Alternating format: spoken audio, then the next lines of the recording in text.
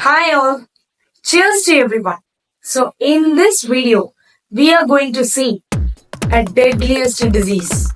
In the world, it occupies sixth place in the deadliest disease list. Okay, so let's see the disease.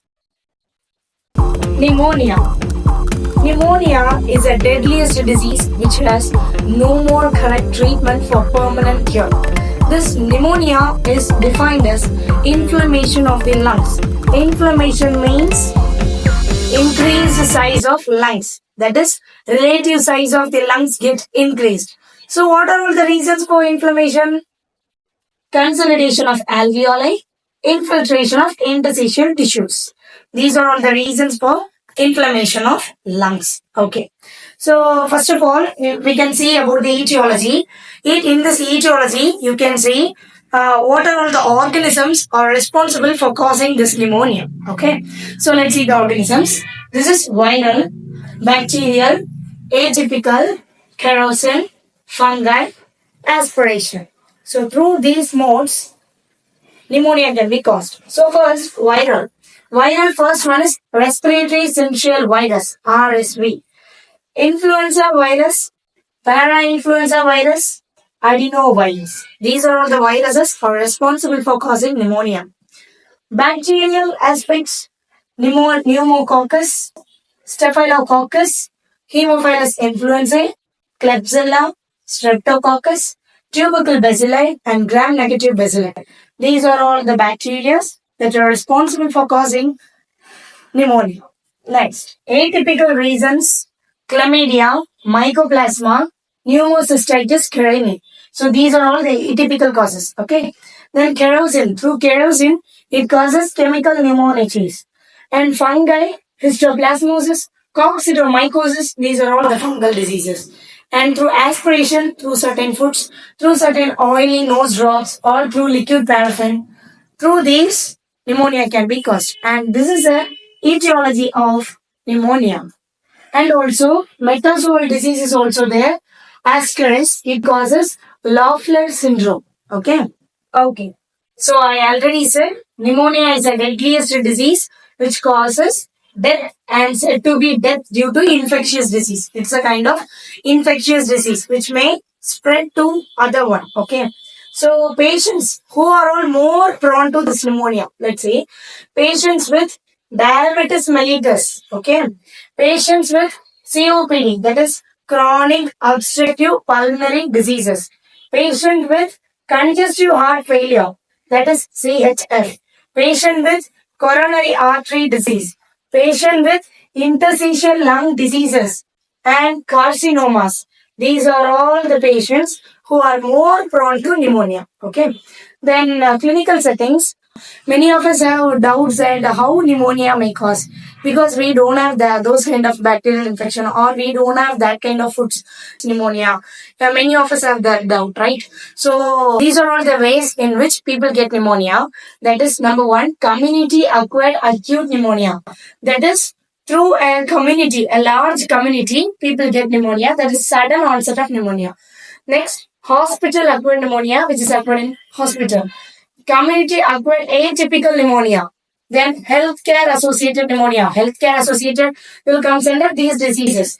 Then pneumonia in immunocompromised host. That is, immunosuppressed persons are more compromised with this disease. That is pneumonia. Okay. So now we can see about community acquired acute pneumonia. What is community acquired? Many of us know in a group of community, several diseases spreads. Most probably, pneumonia spreads through droplets of saliva. Okay, so in a group of community, a person can attain this pneumonia. So in this, infection gets from outside the hospital or diagnosed within 48 hours after admission to the hospital. So up to 20, around 100% people means 20% of the people were affected with this community acquired acute pneumonia. Acute means for some days, sudden onset of pneumonia. Hospital acquired pneumonia means infection occurred after 48 hours of admission to the hospital. So you just imagine a person with very serious condition. Like I said, no, diabetes mellitus, chronic obstructive pulmonary disease. So in those conditions, if a patient is admitted to the hospital, that patient, if under, they may go under very serious condition, right? So in those conditions, they may get hospital acquired pneumonia. So it is a final stage. So to get certain respiratory problems, they used to feel very tough to respirate. So in those conditions, lung parenchyma are affected. Okay, and also in case of very less respiration, mechanical ventilation is kept. So mechanical ventilation is done for breathing. In that condition, it is said to be as ventilator associated pneumonia. It occurs in 40 to 72 hours. Okay, and now I want to tell about aspiration pneumonia. So aspiration pneumonia is caused by pneumococcus Klebsiella. So these are all the pathogens which are causing aspiration pneumonia. So most probably, when the pathogen enter our body, first it enters, most probably I said, through the droplets. So it enters through our nose or it enters through our mouth. So then it enters the upper respiratory tract. This is our upper respiratory tract. After entering the upper respiratory tract, it enters where? Stomach and other parts of the body, and then it started to replicate. First some days it will be quite normal and silent, but later the symptoms may arise. Okay, and this is said to be aspiration pneumonia. So pneumonia is a very very vast chapter. So if you want to know about this, please wait for the next episode. So in that we will go through with other segments like bronchopulmonary pneumonia. Several types of the severe conditions were there. So we can see its clinical features, we can see its pathogenesis, and these are all the videos will come on upcoming series. And thank you for your love and support. Thank you for subscribing. And I want to share all my experiences, all my datas to you. So please support me, like me, share our channel, subscribe our channel for more videos, and also if you want the upcoming videos, please comment below so that I can give more and more beneficial videos for you. And any other diseases you want, please comment below. I will give the classes for it. And thank you so much. Bye.